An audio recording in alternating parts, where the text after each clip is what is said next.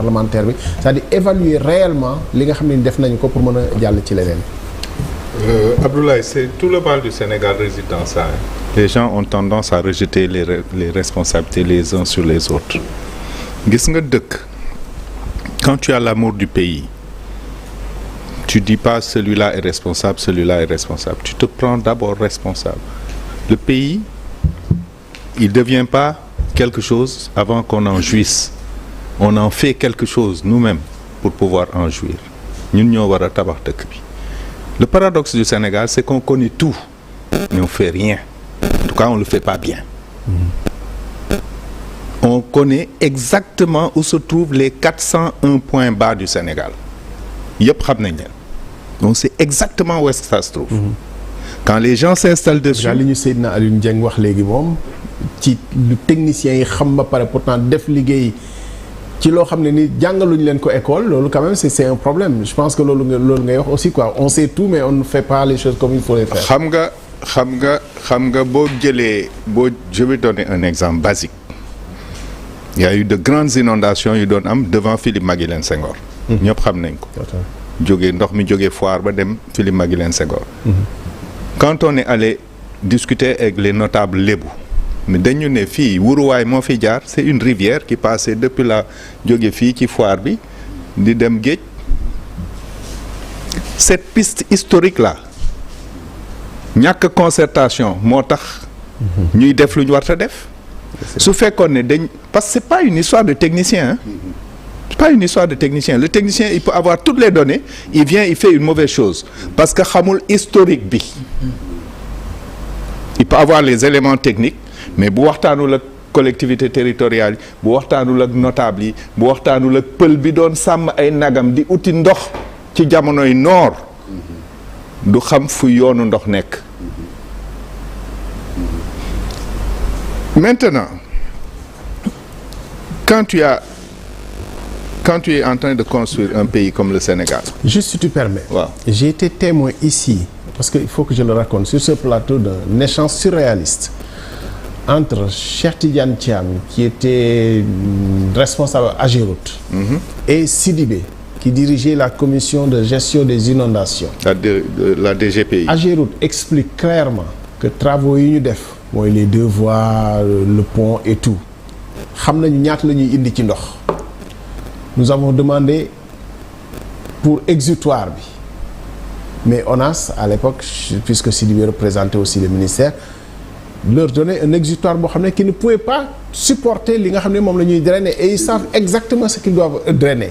Ils ont donné les caractéristiques mais la structure de l'État qui est chargée de ça ne le leur a jamais donné et c'est ça qui explique encore à ce jour que Philippe Maguilène une petite pluie moom mooy njëkk a inondé Dakar am na amélioration mais Philippe Maguilène continue à être inondé et c'est en partie ou peut-être tout lié à ce problème-là entre 2 structures de l'État.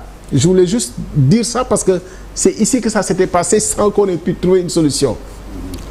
Abdoulaye, c'est ce qui se passe tous les jours, c'est-à-dire mooy li may wax on a toutes les données, on a tous les éléments mais à la fin de la journée on a un mauvais ouvrage.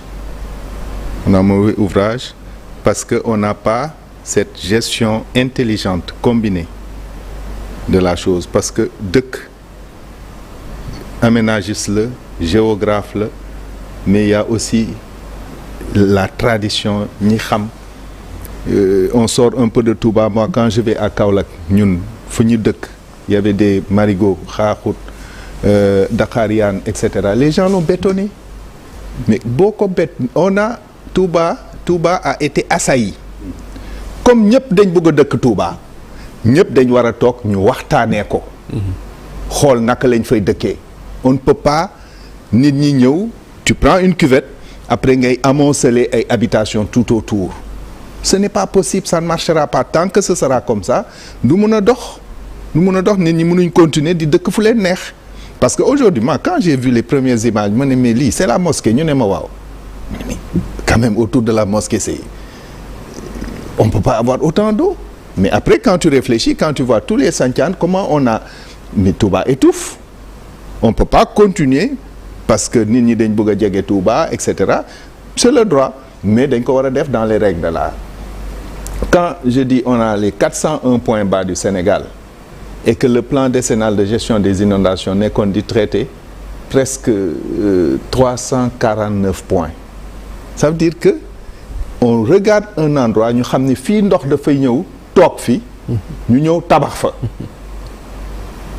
et c'est ce qu'on fait tous les jours l'attribution Touba amul kii amul nu ñu koy waxatee le certificat d'urbanisme amul ñu ngay ñëw tabax est-ce que xam nga ne y a aucune ville du Sénégal bu am plan directeur d'urbanisme ou d'assainissement à part Dakar amul tu demandes personne personne ne te donne ça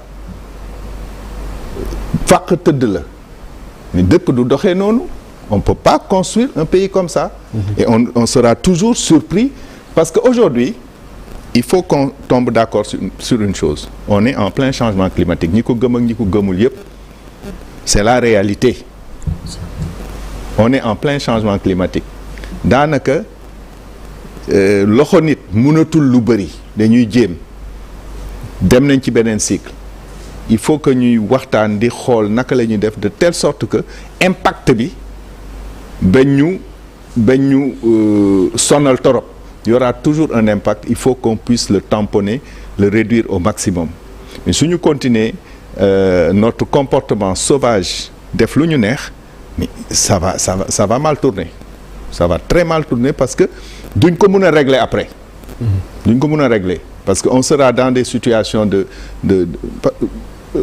Anne daf koy wax l'exutoire mais Touba amul exutoire tu dois relever toutes les eaux génne ko amul cuvette la tu dois relever toutes les eaux dañ koy pomper foog nga pomper ko boo ko pomper fan nga koy yóbbu y a des da ngay gis ay bassins yoo xam ne les gens le clôturent avec un mur mais ndox mur daf ko mën a téye mën na ko téye tey suba gannaaw ëllëg mais tôt ou tard daf koy daane.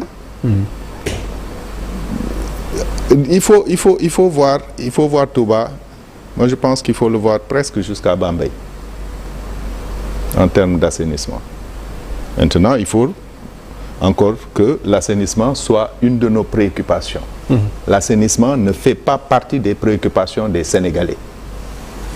Cheikh yaa ngi ñuy wax sànq du mbiru ren ak déwén